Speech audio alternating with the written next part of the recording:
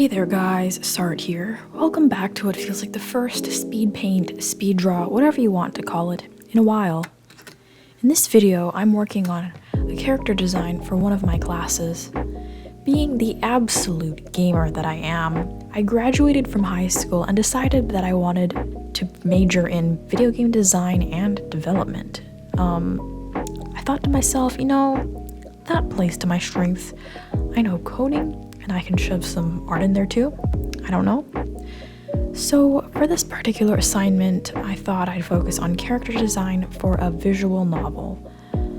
I decided to work on a medieval-themed murder mystery since I felt that it would suit the genre, and because I thought it would be a fun concept to play with.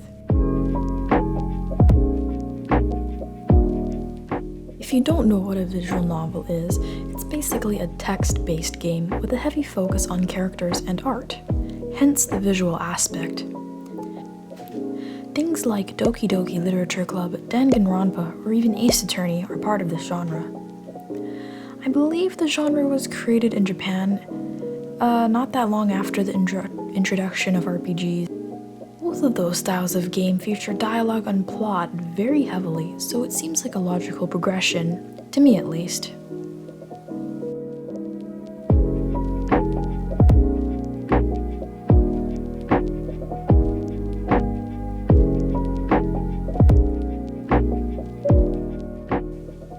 As you can see here, I already had a rough idea of what I wanted this character to look like.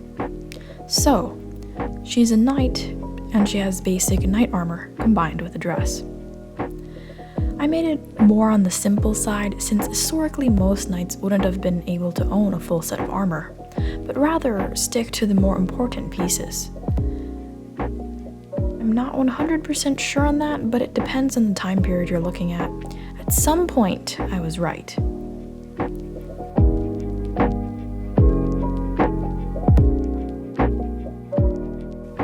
Minimal armor also allows me to play around with clothing, just show her personality. You can see the original character sprites that I did in Procreate to the left, but for the finalized character sprites, I decided to move to Clip Studio Paint on my computer.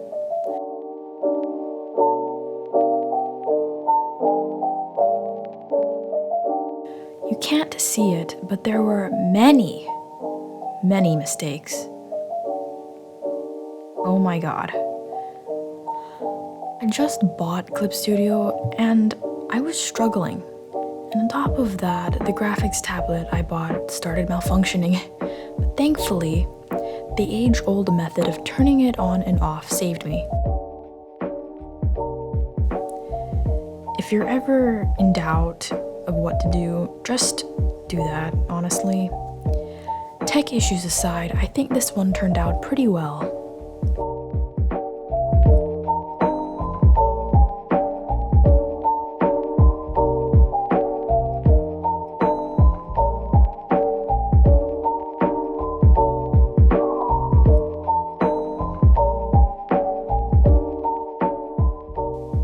By now you must be thinking, wow, why are we not done yet? Why does this video, why is it so long? Why?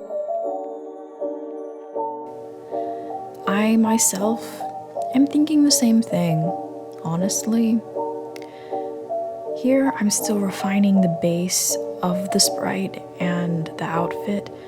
I have a basic neutral expression to show what a face would look like, but I have a bunch of samples of faces that I want to put on the character sprite in the bottom left, so a large majority of this video is just me playing around with the sprite and the range of emotion that I can portray on it.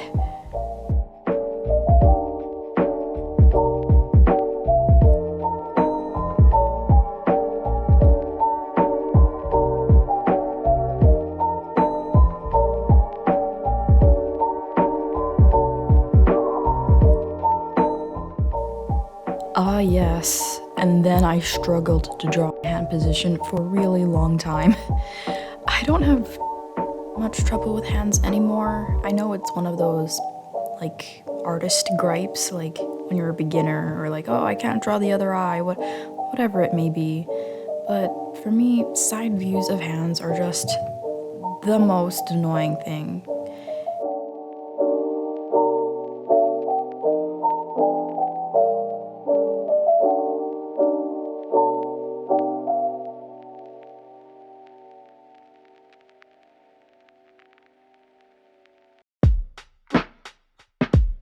And finally, I have finished one of the hands, and I have colored it.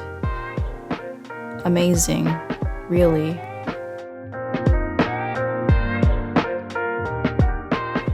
And now on to struggling with blush. I usually like to use a multiply layer for shading and blush and things like that, but for this one, I literally just gave up. For now, at least.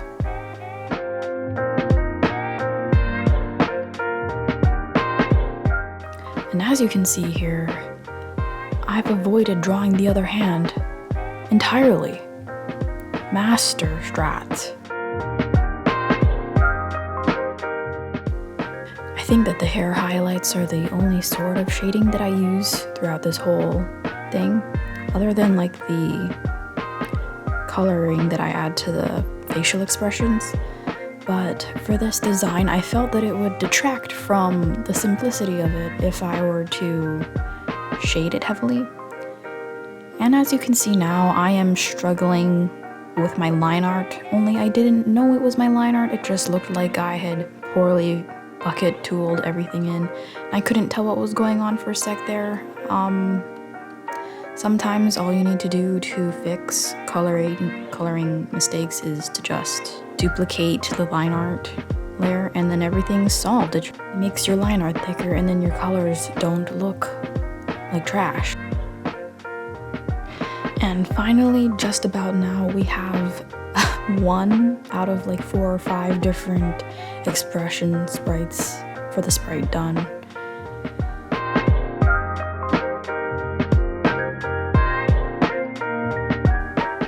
I reuse a lot of what I have, such as the nose, because it's a lot faster, and honestly, why reinvent the wheel?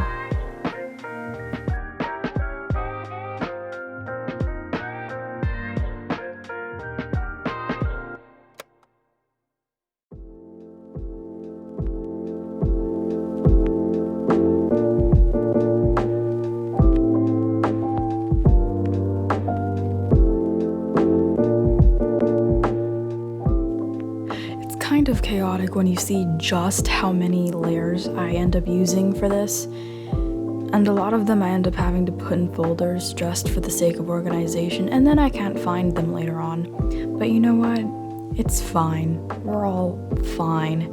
It turned out fine.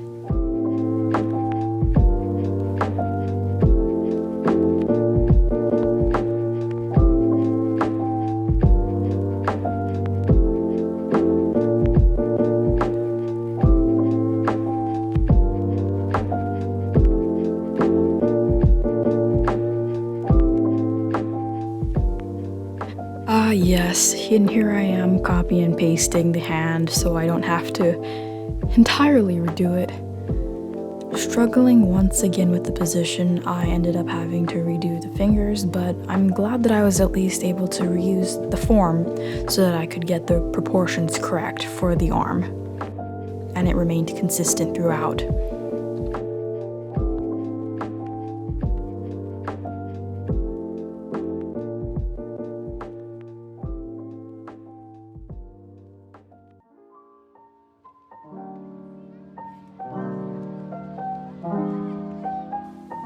For this assignment anyway, the criteria was super vague.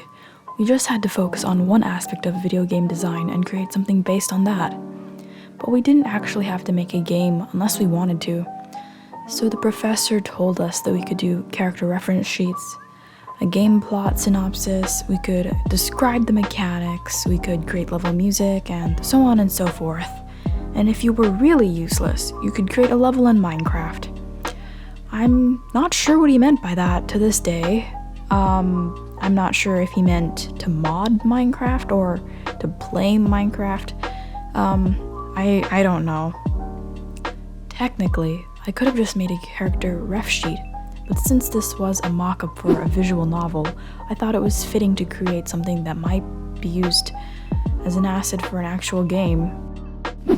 And that is it, the final result, the final reference sheet. And if you like my work, maybe consider checking out one of my other videos.